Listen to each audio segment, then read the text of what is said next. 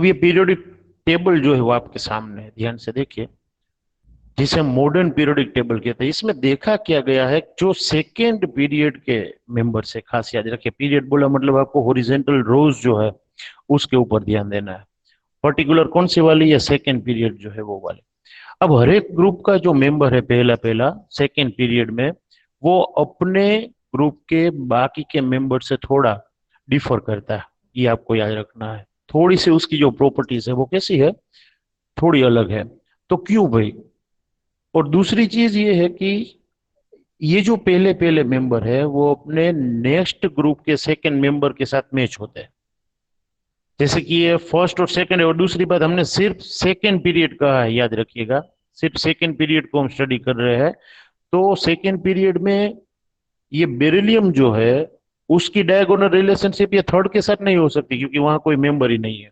तो वो डायरेक्ट किसके साथ लिंक होगा, उसके नेक्स्ट ग्रुप के सेकेंड मेंबर के साथ। मतलब जिसके पास सेकेंड पीरियड है वैसा ग्रुप आपको लेना है, तो उसके थर्ड पीरियड के थर्ड ग्रुप के सेकेंड मेंबर के साथ जो है वो मैच होगा। बोरोन है वो सिलिकॉन के साथ, कार्बन फॉस्फेट, ऐसे जो है वो थोड़ी सिमिलरिटी देखने को मिलती है। अपने ग्रुप के साथ थोड़ी प्रॉपर्टी अलग, बट बाजू वाले ग्रुप के नेक्स्ट मेंबर के साथ उसकी प्रॉपर्टी थोड़ी बहुत सिमिलर देखने को मिलती है। तो अगर आप ऐसे लाइन खींचो ये दोनों मेंबर के बीच में से, तो एक डायगोनल बनता है, वहां पर देखो डायगोन बनता है।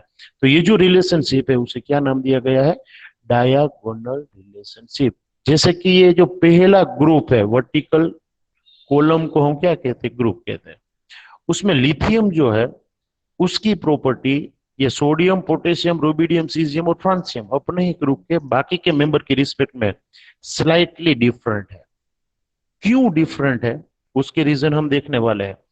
बेरिलियम जो है उसकी प्रॉपर्टी अपने ग्रुप के साथ ज्यादातर मैच होती है, बट कई सारे प्रॉपर्टी ऐसी है जो अलग है। क्यों है, तो ये सारी चीजें जो स्टडी की गई उसमें ये भी सामने आया कि ऐसे जो मेंबर है, जो सेकेंड ग्रुप के पहले पहले मेंबर है यहाँ पर, बराबर है, सेकेंड पीरियड जो है उसमें ग्रुप के पहले पहले मेंबर है, आप ये कह सकते हो।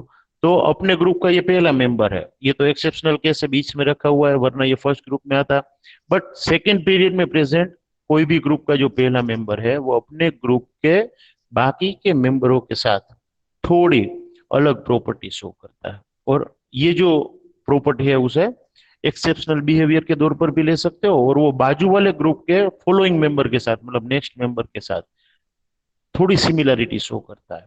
तो ये रिलेशनशिप जो है वो थोड़ा क्रॉस में देखी जाती है नेक्स्ट ग्रुप के नेक्स्ट मेंबर के साथ। तो ये जो रिलेशनशिप है डायगोन बनाती है, इसलिए उसे क्या नाम दिया गया है, डायगोनल रिलेशनशिप। क्यों ऐसा होता है, तो उसका सबसे पहला रीजन है स्मॉल साइज।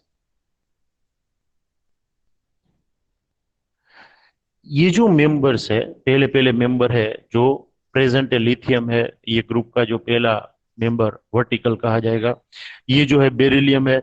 ये सारे मेंबर जो है फर्स्ट, उसकी साइज ये बाकी के मेंबर्स के रिस्पेक्ट में छोटी है, याद रखिए। Up to down atomic radius क्या होती है, तो आपने सीखा है, इंक्रीजेस, बराबर है। तो ये सारे मेंबर जो है वो एक्स्ट्रा ऑर्डिनरीली स्मॉल है with respect to other members of respective group, ये याद रखिए।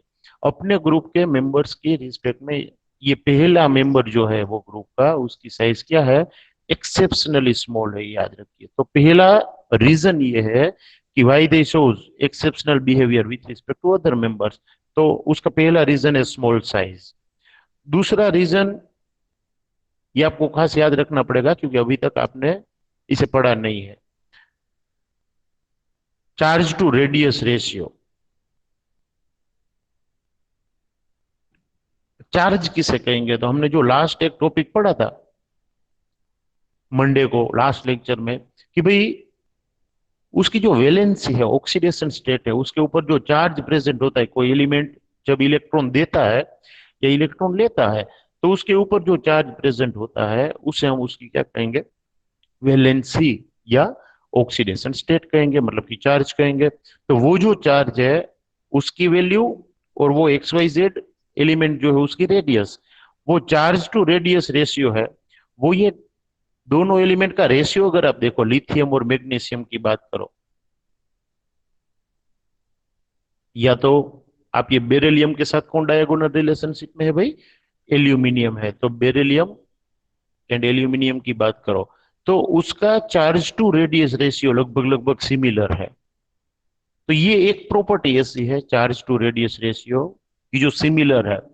और ये यहां पर नोट किया गया कि जिसका charge to radius ratio similar, उसकी प्रॉपर्टीज भी सिमिलर हो सकती है, खास याद रखिए। अभी तक हमने क्या माना था? जिसका outer most electronic configuration same हो, उसकी प्रॉपर्टी, केमिकल प्रॉपर्टी क्या होती है? लगभग सिमिलर होती है। और वो होता ही है, बट थोड़ी बहुत प्रॉपर्टी ऐसी भी है कि जो अपने ग्रुप के साथ मैच नहीं होती, ये मेंबर्स की बाजू वाले ग्रुप के नेक्स्ट मेंबर के साथ मैच होती है डायगोनली। तो ऐसे रिलेशनशिप को क्या कहा गया है? Diagonal relationship. और उसके पीछे रिस्पॉन्सिबल जो चीज है, फैक्टर है, वो कौन सा है? तो वो है charge to radius ratio and small size of that first members of that group present in the second period. तो दो पेयर आपको खास याद रखनी है, लिथियम एंड मैग्नीशियम। वो दोनों में सिमिलरिटी क्यों देखी जाती है? और बेरिलियम एंड एल्यूमिनियम, ये कंपाउंड ऐसे है कि जिसमें बहुत ज्यादा सिमिलरिटी देखी जाती है डायगोनल रिलेशनशिप में। तो वो दोनों पेयर जो है, उसके बारे में आप एस ब्लॉक एलिमेंट नाम का जो चैप्टर आएगा, पार्ट 2 में होगा, वो एस ब्लॉक में अच्छी तरीके से इसके ऊपर 3-3 मार्क की शॉर्ट नोट दी है। Similarity in lithium and magnesium या बेरिलियम एंड एल्यूमिनियम, ये पूछा जाता है। तो ये जो डायगोनल रिलेशनशिप है, उसका पूरा आंसर वहां पर है। वो प्रॉपर्टी पूरी एस ब्लॉक एलिमेंट नाम के चैप्टर में जो है वो डिस्क्रिप्ट की गई है। बट यहाँ पर हम उसके कोजेस जो है, रीजंस जो है कि भाई ऐसी रिलेशन क्यों वहां पर देखी जाती है, तो उसमें पहला रीजन आपको क्या लिखना है? Small size. दूसरा रीजन क्या लिखना है? ये सिमिलरिटी की वजह है चार्ज टू रेडियस रेशियो जो है, वो दोनों का क्या देखा जाता है? सिमिलर। और तीसरा, और थोड़ा बेसिक नॉलेज आपके पास होना चाहिए, तो आपको पता चलेगा, ऐसा पॉइंट है कि आपने एटम्स जो है, वो एटम्स के बारे में पढ़ा है कि भाई न्यूक्लियस होता है और आजू बाजू इलेक्ट्रॉन से वो क्या करते रहते हैं? मूव होते रहते हैं। अब ये सारे एक्सेप्शनल फीचर वाले या डायगोनल रिलेशनशिप वाले जो मेंबर्स है, वो सेकेंड पीरियड के, आप ध्यान से, सेकेंड पीरियड क्या शो करता है? पीरियड का नंबर क्या शो करता है? कोई कहेगा मुझे? हमने सीखा है आपको, पीरियड का नंबर मतलब क्या? वो किसके साथ इक्वल होता है? कोई कहेगा? आउटर मोस्ट सेल के वैलेंस एन इलेक्ट्रॉन। हाँ, वो मतलब आउटर मोस्ट जो भरी हुई है, उसके बराबर वो होता है। एग्जैक्ट आप सही हो। तो ये सेकेंड पीरियड में जो मेंबर्स है, उसमें सबसे लास्ट वाला जो भरा हुआ ऑर्बिट है, वो कौन सा होगा? तो सेकेंड होगा। वो आपको याद रखना है, मतलब ये वाला। ये तो फर्स्ट वाला है और ये न्यूक्लियस है। तो ये सेकेंड वाला ऑर्बिट जो है, उसमें इलेक्ट्रॉन्स है, वो हमें पता है। तो ये सारे मेंबर ऐसे हैं कि जिसमें maximum outer most shell second वाला है, जिसमें ऑर्बिटल्स कौन सी होती है? ऑर्बिटल सेकेंड ऑर्बिटल कौन सी होती है? 2s और 2p। 2p में कितने पार्ट होते हैं भाई? 2p के सब सेल्स कितने होते हैं? 6 यस।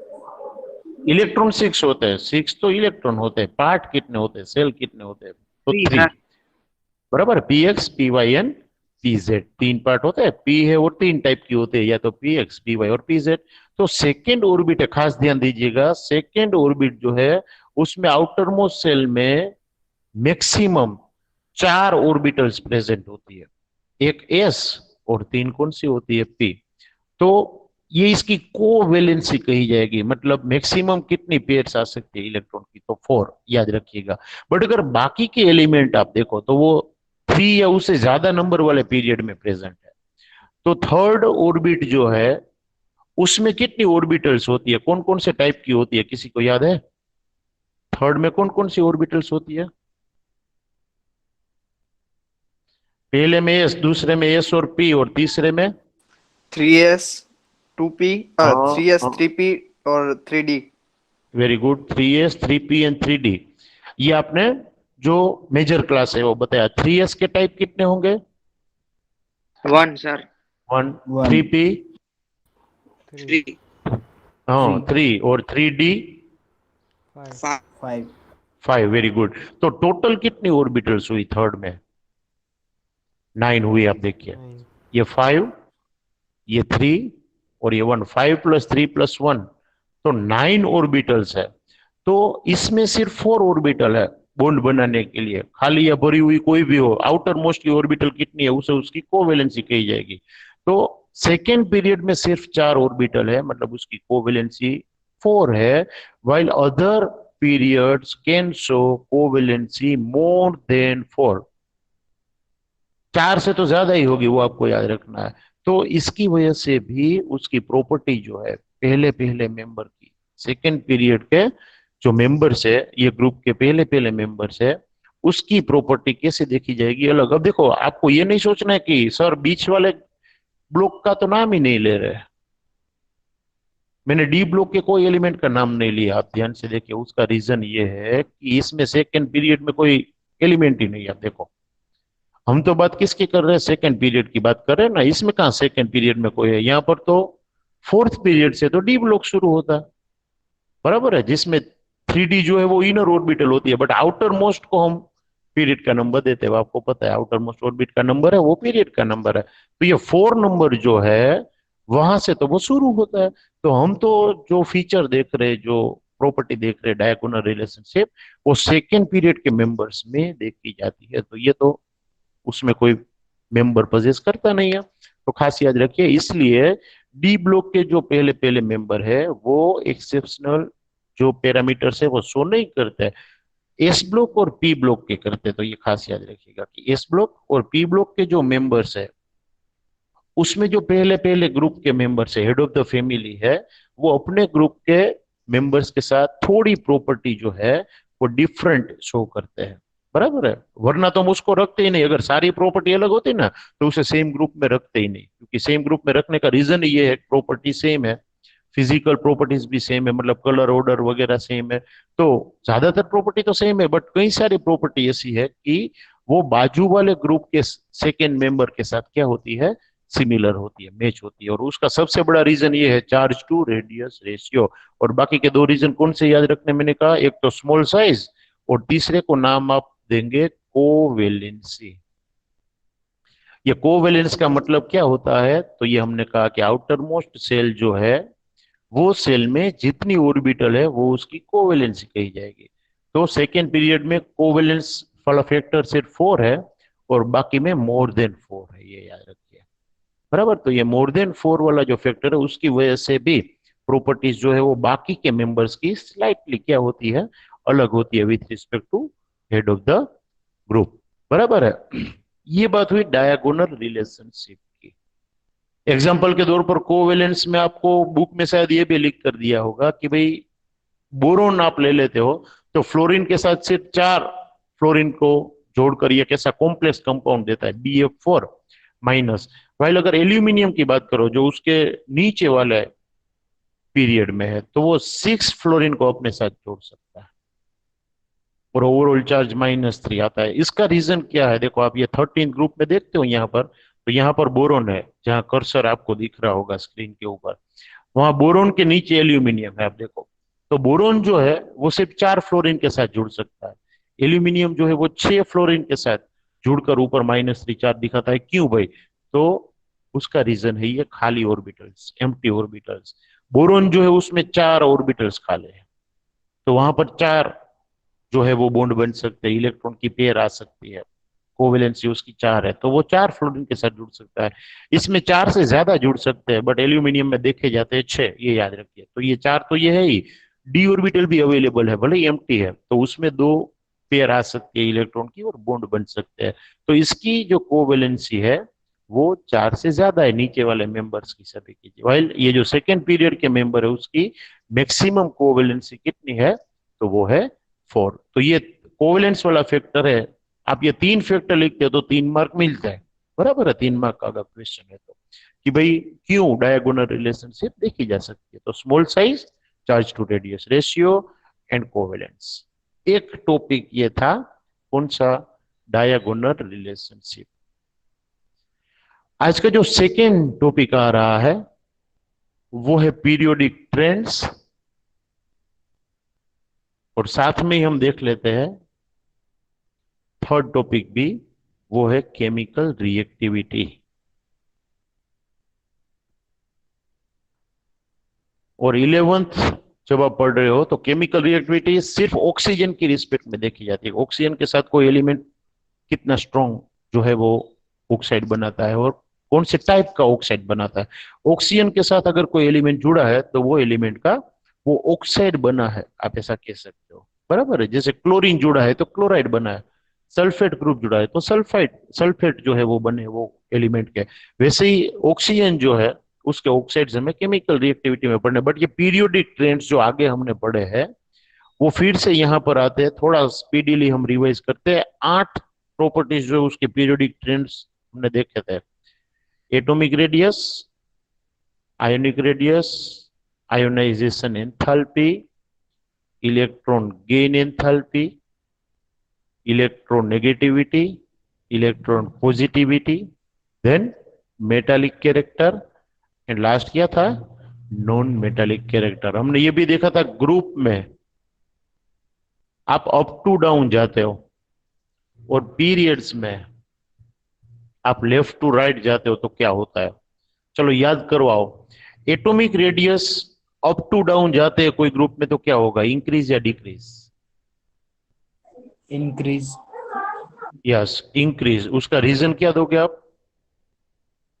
क्योंकि एक एक शेल ऑर्बिट बढ़ती जाती है। Very good. When we go from up to down in any group, then number of cell increases. So we can say that distance between outermost electron and nucleus also increases, and that distance is known as its radius. Atom की radius है तो हम क्या कहेंगे, atomic radius कहेंगे. So in any group when we go from up to down, atomic radius increases.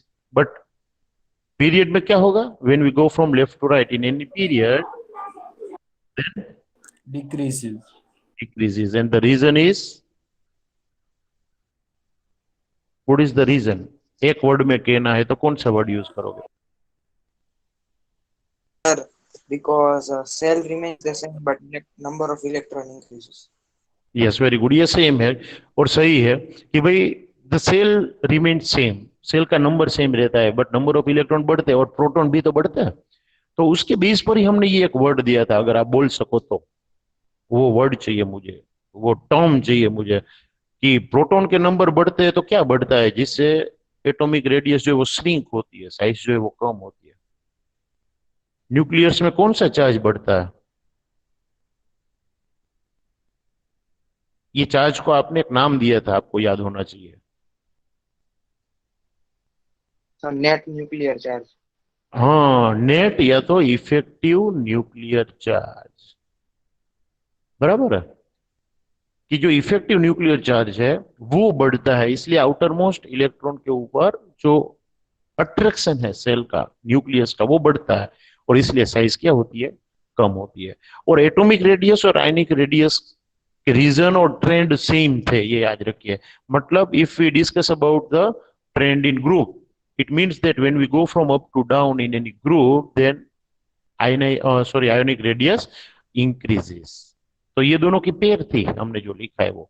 और कोई period में हम लेफ्ट टू राइट जाते हैं तो आयोनिक रेडियस क्या होती है, डिक्रीज होती है। बट एक चीज मैंने ध्यान रखने के लिए कही थी, अगर आपको याद है तो क्या ध्यान रखना है जब हम पीरियड के एलिमेंट्स को कंपेयर कर रहे हैं आयोनिक रेडियस में? तो याद है किसी को क्या ध्यान रखना है? कौन से टाइप के आयंस को आप कंपेयर कर सकते हो रेडियस मेजर करते हो? तो कुछ सेम होना चाहिए, ऐसा मैंने कहा था, वो आपको याद रखना था। उसके ऊपर जो चार्ज है ना, प्लस और माइनस जो भी चार्ज है, इट शुड बी सेम, खास याद रखिए। इसका मतलब देखो ग्रुप में तो कोई दिक्कत नहीं होगी क्योंकि ग्रुप में जो चार्ज है ना वो जनरली सेम होता है। फॉर एग्जांपल सोडियम जो है वो एक इलेक्ट्रॉन डोनेट करता है तो सोडियम प्लस, उसके नीचे ही पोटेशियम है वो भी एक इलेक्ट्रॉन डोनेट करता है, बराबर है। रूबिडियम है वो भी एक इलेक्ट्रॉन। तो ग्रुप में कोई दिक्कत नहीं होगी, ग्रुप में तो चार्ज सेम ही होंगे, तो उसमें आयोनिक रेडियस आप इजीली कंपेयर कर सकते हो। प्रॉब्लम होगा पीरियड्स, वहां पर क्या होता है, सभी ग्रुप आते हैं कोई एक पीरियड में तो सभी की वैलेंसी अलग अलग। तो जब आप कंपेयर कर रहे हो आयोनिक रेडियस को तब ध्यान रखना है कि आप तभी कंपेयर करो ऐसे आयंस को कि जब उसके ऊपर जो चार्ज है प्लस हो या माइनस हो। माइनस है तो सबका माइनस कंपेयर करना है, प्लस है तो सबका प्लस कंपेयर करना है। वो क्या होना चाहिए, सेम होना चाहिए, सिमिलर होना चाहिए, तो ही आप कंपेयर कर सकते हो, वरना नहीं। बराबर है। आयोनाइजेशन एंथैल्पी क्या होती थी? Up to down. देखो, आयोनाइजेशन एंथैल्पी का मतलब है आउटर मोस्ट इलेक्ट्रॉन को रिमूव करने के लिए अप्लाई करनी पड़ती एनर्जी या एंथैल्पी, बराबर है। एनर्जी मतलब एंथैल्पी हमने कहा था। तो साइज छोटी है, अप टू डाउन जाते हो तो साइज बढ़ती है। तो आयोनाइजेशन एंथैल्पी क्या होगी? आउटर मोस्ट इलेक्ट्रॉन रिमूव करने के लिए क्या करना पड़ेगा? कम एनर्जी या ज्यादा एनर्जी? डिक्रीज होगा या इंक्रीज होगा अप टू डाउन? मैंने एक शॉर्टकट याद रखने के लिए एक दिया था, 8 प्रॉपर्टी आपको याद रह जाती है। Atomic radius and ionic radius are directly proportional to each other, तो दोनों इंक्रीज हुए देखो। But ionization enthalpy inversely proportion में थी ये दोनों की, तो ये दोनों इंक्रीज होते हैं तो आयोनाइजेशन एंथैल्पी क्या होगी? डिक्रीजेस। और अगर ग्रुप में ये प्रॉपर्टी डिक्रीज होती है तो पीरियड में ये प्रॉपर्टी क्या होगी? increases. Same for electron gain enthalpy. It also decreases when we go from up to down in any group, but it will increase when we go from left to right in any period. Electronegativity का क्या था? Electron खींचने की जो capacity है, the tendency to pull the electron from bond is its electronegativity. वो up to down क्या होती थी? साइज बढ़ती है तो इलेक्ट्रोनेगेटिविटी क्या होगी भाई? डिक्रीज या इंक्रीज? Increase. डिक्रीज। हाँ, तो ये चीज जो है वो डिक्रीज होगी। बट अब एटॉमिक रेडियस के साथ ही सब कुछ रिलेट कर लो। एटॉमिक रेडियस अगर इंक्रीज हुई तो इलेक्ट्रोनेगेटिविटी डिक्रीज हुई, तो यहाँ पर उल्टा होगा ना, एटॉमिक रेडियस जो है वो डिक्रीज हो रही है तो इलेक्ट्रोनेगेटिविटी क्या होगी? इंक्रीज। बराबर है। और इलेक्ट्रोपॉजिटिविटी जो है वो नेगेटिविटी का उल्टा है, फिर फिनोमिनन जो है वो उल्टा है कि एक डिक्रीज तो दूसरा क्या होगा? इंक्रीज होगा, ये याद रखिए। बराबर है। वाइल यहां पर डिक्रीज आएगा। और ये इलेक्ट्रोनेगेटिविटी और नॉन मेटालिक कैरेक्टर सेम होता है, ये याद रखिए। मतलब इलेक्ट्रॉन खींचने की कैपेसिटी, जो इलेक्ट्रॉन अट्रैक्ट करता है, उसका नॉन मेटालिक कैरेक्टर जो है वो ज्यादा होता है, ये हमने कहा था। तो इलेक्ट्रोनेगेटिविटी का जो ट्रेंड है वही नॉन मेटालिक कैरेक्टर का ट्रेंड है, वो याद रखिए। मतलब ग्रुप में डिक्रीज होता है और यहां पर क्या होता है? इंक्रीज होता है। बराबर है। While metallic character non metallic character से उल्टा होता है, या इलेक्ट्रोपॉजिटिविटी एंड मेटालिक कैरेक्टर दोनों क्या होंगे? सेम होंगे। मतलब metallic character up to down कोई ग्रुप में जाते हो तो इंक्रीज होगा, और कोई पीरियड में जाते हो लेफ्ट टू राइट तो मेटालिक कैरेक्टर क्या होगा? डिक्रीज होगा। तो ये जो चीज है वो याद रख लीजिए आप। आपको इसका उल्टा भी पूछ सकते हैं, हाँ, ग्रामेटिकल चेंज कर देंगे वो लोग, क्योंकि ग्रुप की बात आती है ना तो हम ऑलवेज क्या सोचते हैं? When we go from up to down, ये याद रखिए। अगर वो लोग डाउन टू अप पूछ ले तो खास पढ़ना क्वेश्चन क्या दिया है, अप टू डाउन है या डाउन टू अप है, क्योंकि आप अप टू डाउन जा रहे हो ना तब ये इंक्रीज हो रहा है। तो एटॉमिक रेडियस इंक्रीज हो रही है अप टू डाउन, बट आपको डाउन टू अप पूछ लें तो ये सारा जो हमने लिखा है वो फॉर्मो चेंज हो जाएगा, ये याद रखिए। बराबर। बट आपको एक चीज याद रखिए, तो बाकी की ऑटोमेटिक याद रह जाएगी। और वो शॉर्टकट आपको जो लिखवाया था वो अगर आपको याद है, आपने स्क्रीनशॉट लिया था वो, तो कोई प्रॉब्लम ही नहीं होगा आपको। बराबर है। फटाफट लिख देता हूं मैं कि एटॉमिक रेडियस और आयनिक रेडियस जो था वो डायरेक्टली प्रोपोर्शन में था, बट जो आयोनाइजेशन एंथैल्पी थी वो उसके इनवर्सली प्रोपोर्शन में थी। सेम इलेक्ट्रॉन गेन एंथैल्पी भी क्या थी? उसके इनवर्सली प्रोपोर्शन में थी। बराबर। बट इलेक्ट्रॉन गेन एंथैल्पी और इलेक्ट्रॉन नेगेटिविटी दोनों डायरेक्टली प्रोपोर्शन में थे। तो एटॉमिक रेडियस और इलेक्ट्रोनेगेटिविटी क्या होती है? एटॉमिक रेडियस बढ़ेगी तो इलेक्ट्रोनेगेटिविटी कम होगी, तो इनवर्सली प्रोपोर्शन है। इलेक्ट्रोनेगेटिविटी और पॉजिटिविटी दोनों इनवर्सली प्रोपोर्शन में है। इलेक्ट्रोपॉजिटिविटी और मेटालिक कैरेक्टर दोनों प्रोपोर्शन में, मेटालिक कैरेक्टर और नॉन मेटालिक कैरेक्टर दोनों इनवर्सली प्रोपोर्शन में। तो ये जो शॉर्टकट हमने लिखवाया था वो याद रख लीजिए, और एक एटॉमिक रेडियस का ट्रेंड जो है वो आप याद रखिए, तो आपको बाकी की सातों प्रॉपर्टी जो है वो याद रह जाएगी। तो ये था उसका ट्रेंड। पूरे पीरियोडिक टेबल की कोई भी प्रॉपर्टी पूछे तो आप उसका ट्रेंड बता सकते हो। अब हमें पढ़नी है केमिकल रिएक्टिविटी क्या है। कोई भी एलिमेंट जो है वो कितना रिएक्टिव है। और हमने आपको कहा कि आप विथ ऑक्सीजन देखोगे, अगर ये प्रॉपर्टी के बेस पर कितना एक्टिव है वो आपको देखना है। तो आप ये कह सकते हो कि जो पीरियोडिक टेबल है, जैसे हमने पीरियोडिक टेबल ड्रॉ किया था, उसमें लेफ्ट वाले जो एलिमेंट है वो हाईली रिएक्टिव है, सेम एज राइट वाले जो है वो भी ज्यादा रिएक्टिव है। बट बीच वाले जो है एलिमेंट्स वो लेस रिएक्टिव है या स्टेबल है।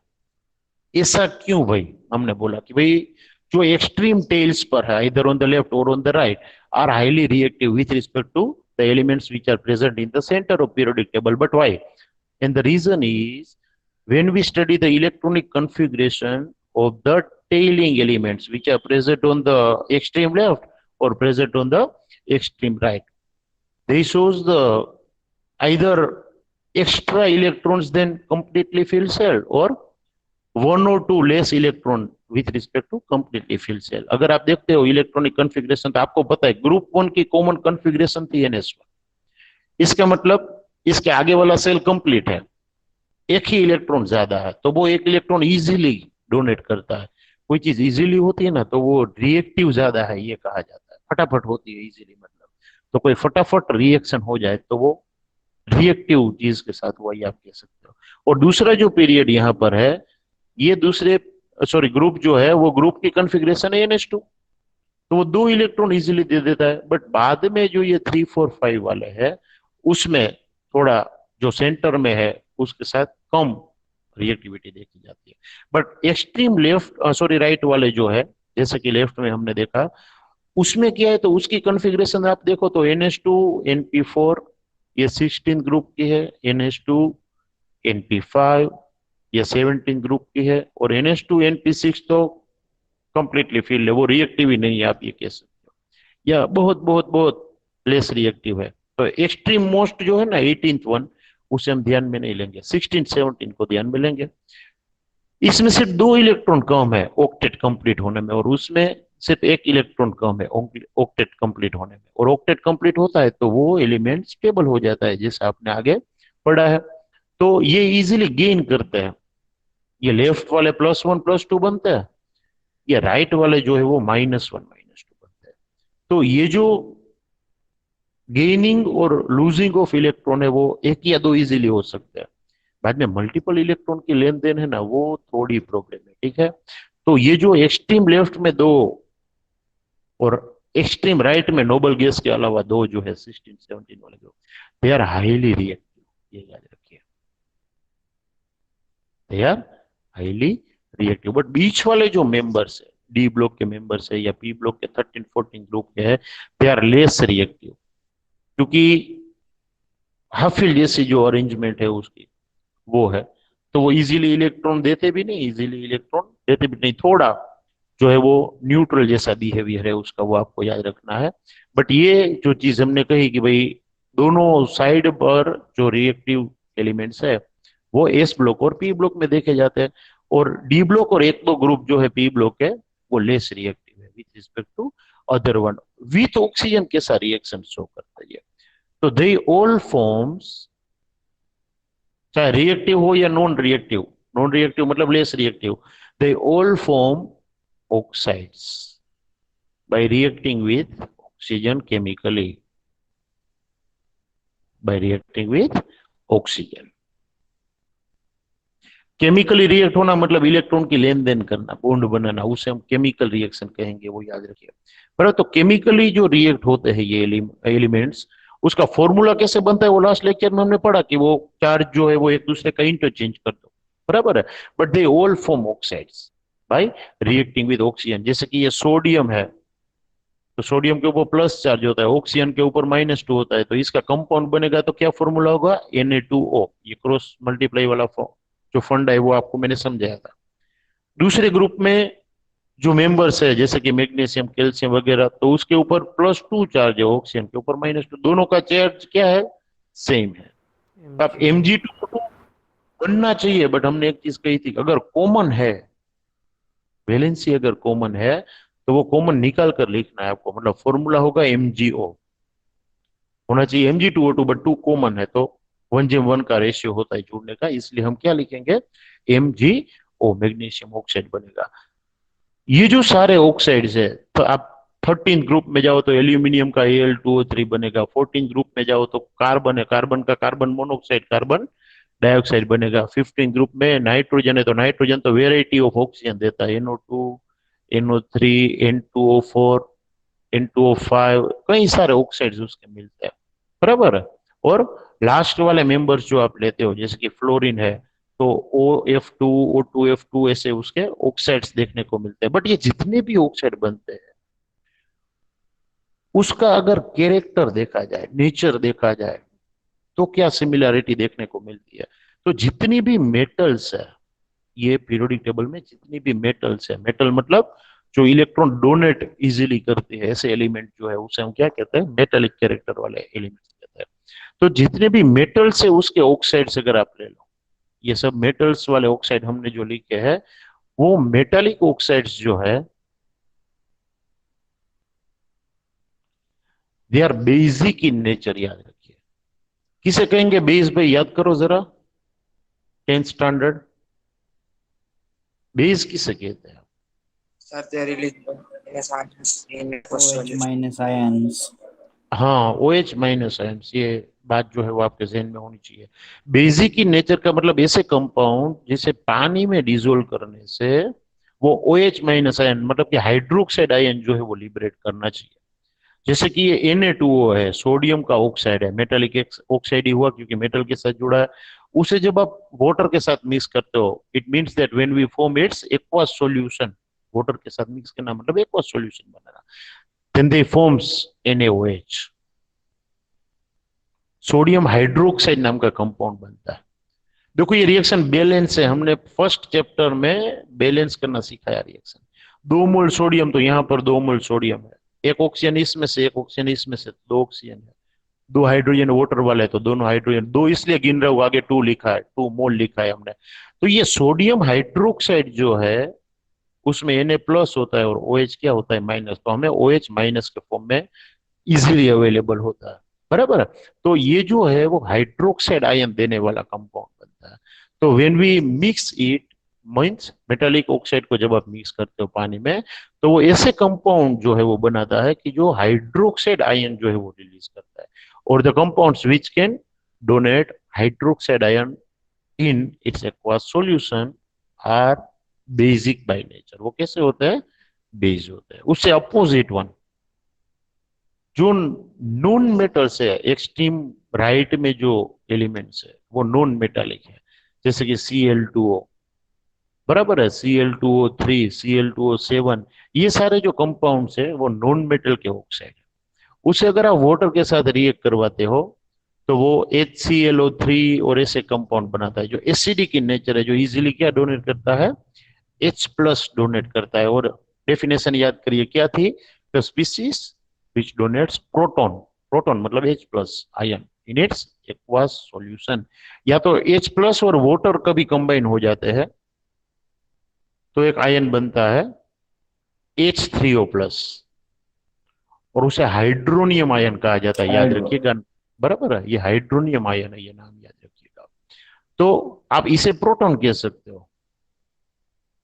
और H3O+ मतलब वाटर मोलिक्यूल के साथ अगर H+ बाइंडेड है तो उसे आपको हाइड्रोनियम आयन कहना पड़ेगा, ये याद रखना है। तो दोनों के नाम अलग है बट काम सेम है, क्योंकि वाटर न्यूट्रल नेचर शो करता है, बराबर है।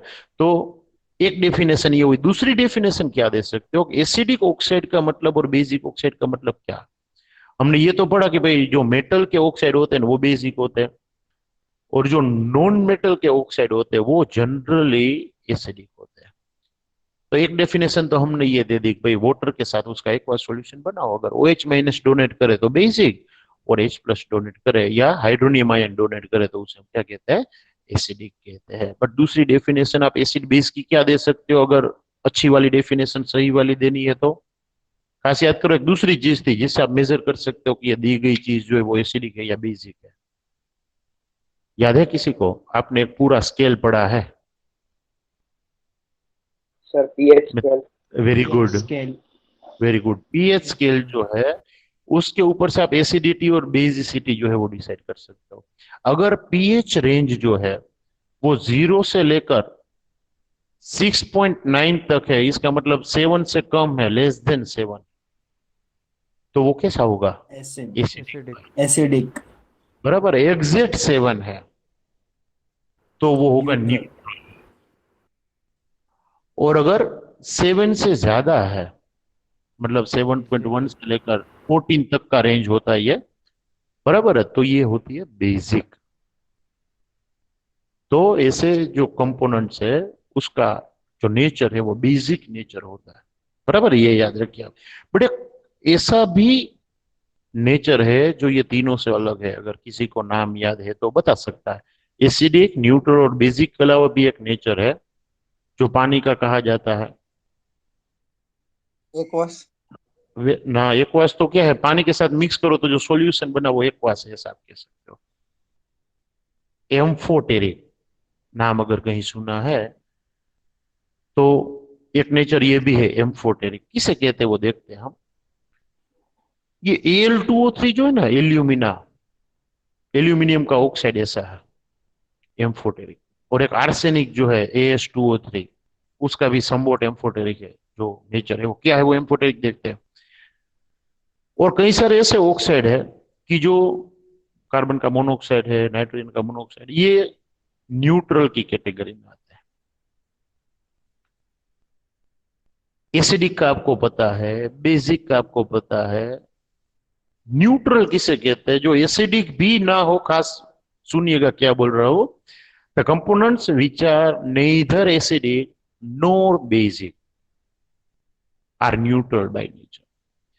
वो एसिडिटी भी शो नहीं करते, वो बेसिसिटी भी नहीं शो करते, तो वो न्यूट्रल है। बट कोई कोई कंपाउंड ऐसे होते हैं कि they show both the behaviours, they show acidity as well as basicity. अगर ऐसे कंपाउंड है जो एसिडिटी भी शो करते हैं और बेसिसिटी भी शो करते हैं तो उसे एम्फोटेरिक कहा जाता है, याद रखिए। कुछ शो नहीं करते हैं तो न्यूट्रल। दोनों नेचर शो करते हैं, एसिडिटी भी और बेसिसिटी भी, तो वो एम्फोटेरिक। अब आपके दिमाग में एक क्वेश्चन आ गया कि हाउ इज इट पॉसिबल, कोई कंपाउंड एसिडिटी बेसिसिटी कैसे शो कर सकता है। तो वहां पर पीएच स्केल के ऊपर नहीं जाना है, एक और फंडा है जिससे आप एसिडिटी बेसिसिटी डिराइव कर सकते हो। कोई चीज अगर एसिड के साथ रिएक्ट होती है तो वो जनरली क्या होती है, बेस। और कोई चीज बेस के साथ रिएक्ट होती है ना, तो वो जनरली क्या होती है, एसिड। ऐसा हम इसलिए कह रहे हैं कि वो दोनों का जो नेचर है वो अपोजिट है, और अपोजिट चीज एक दूसरे को अट्रैक्ट करती है, याद रखिए। यहाँ पर न्यूट्रलाइजेशन होता है जब एसिड और बेस का रिएक्शन होता है। तो एसिड के साथ रिएक्ट होता है उसे हम बेस कहते हैं, और बेस के साथ रिएक्ट होता है उसे हम क्या कहते हैं, एसिड कहते हैं। और कोई किसी के साथ रिएक्ट ना हो तो हम उसे न्यूट्रल कहते हैं। बट ये एल्यूमिना ऐसी चीज है कि जो एसिड के साथ भी रिएक्ट होती है, जैसे कि HCl, और बेस के साथ भी रिएक्ट होती है और कुछ नया बनाती है, जैसे कि NaOH। तो दोनों के साथ अगर रिएक्ट होता है तो एसिड के साथ जब ये मिक्स होता है तो बेस का काम करता है, तो आप उसे बेसिक कह सकते हो। और जब बेस के साथ रिएक्ट होता है तो वो किसका काम करता है भाई, एसिड का काम करता है। तो अगर कोई कंपाउंड दोनों नेचर शो करता है, basic as well as acidic, तो उसे हम क्या नाम देंगे, एम्फोटेरिक बाय नेचर है। तो ये एल्यूमिना जो है वो एम्फोटेरिक ऑक्साइड है। हमें रिएक्टिविटी जो है वो ऑक्साइड के बेस पर देखनी थी ये 11th स्टैंडर्ड तक, तो हम ऑक्साइड को ही अभी ध्यान में लेंगे। कितनी चीजें सीखी है आज आपने, तो 3 जो लास्ट टॉपिक थे वो आपने सीखे आज के लेक्चर में। और कौन कौन से सीखे आपने भाई, तीनों के तीनों। तो पहला था डायगोनल रिलेशनशिप। मुझे वो दोनों पेयर के नाम बताइए, कौन कौन सी पेयर डायगोनल रिलेशनशिप शो करती है, फटाफट लिथियम चलो। मैग्नीशियम बिल्कुल। और and beryllium and aluminium. Yes, beryllium and aluminium. ये कौन कौन से ग्रुप में है, लिथियम कौन से ग्रुप में है, मैग्नीशियम कौन से ग्रुप में है।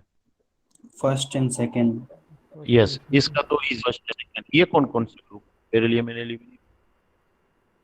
बेरिलियम 13-14। Second and aluminium 13। गलत है, 13-14 नहीं है, उसमें से एक पार्ट सही है, एक गलत। नहीं सर, बेरिलियम 2 में है, हाँ सही है, आप बेरिलियम जो है वो 2 में है, और एल्यूमिनियम जो है, एल्यूमिनियम 13। ये 2 से 3 में जाने की बजाय हम 13 में सीधा क्यों चले गए, तो मैंने आपको रीजन दिया ऊपर कि सेकेंड पीरियड जिसमें प्रेजेंट है वही ध्यान में लेना है, बराबर है। तो बीच में डी ब्लॉक में तो सेकेंड पीरियड है ही नहीं, थर्ड भी नहीं है एक्चुअली में, सीधा फोर्थ पीरियड वाला जो रो है, आउटर मोस्ट फोर्थ पीरियड है वो आता है। तो सेकेंड थर्ड वाले को ही हम ध्यान में लेते हैं। तो 2 के बाद डायरेक्ट कौन सा आएगा, बीच वाले 10 जो ग्रुप है उसे हम ध्यान में नहीं लेते, और डायरेक्ट 13 जो है उसकी हम बात करते हैं। क्लियर? तो ये जो चीज हमने कही वो डायगोनल रिलेशनशिप थी। दूसरी बात हमने उसके बाद लिया पीरियड ट्रेंड्स, जो 2 बार रिपीट किए, तो फिर से अभी कहने की कोई जरूरत नहीं, एक बार पहले भी लिया, एक बार आज भी लिया, और लास्ट हमने जो लिया वो हमने जो है वो ऑक्साइड्स की रिएक्टिविटी या रिएक्टिविटी ऑफ एलिमेंट लिया। तो उसमें सिर्फ ये याद रखना कि ये दोनों छोर जो है वो हाईली एक्टिव है, लेफ्ट और राइट वाले, और बीच वाले जो एलिमेंट्स है और पी ब्लॉक के इनिशियल शुरुआती जो एलिमेंट्स है वो थोड़े लेस रिएक्टिव है, कम रिएक्टिव है, ये याद रखिए। और रिएक्टिविटी ऑलवेज कंपेरेटिव देखी जाती है, ये याद रखना आप, बराबर है। कभी कोई एक चीज की रिएक्टिविटी कितनी तो आपको स्केल में नहीं बता सकते, जैसे पीएच आप बता सकते हो कितना एसिडिक है कितना बेसिक है, तो आप बता सकते हो स्केल के ऊपर से, नंबर के ऊपर से, आप डिजिट के ऊपर से बता सकते हो कि ये ज्यादा एसिडिक होगा या कम। वैसे रिएक्टिविटी जो है वो रिस्पेक्ट में देखी जाती है। ऐसा हो सकता है कि कोई एलिमेंट बाकी के कोई एक एलिमेंट के साथ बहुत इजीली रिएक्ट करता हो, दूसरे एलिमेंट के साथ रिएक्शन ना भी देता हो, जैसे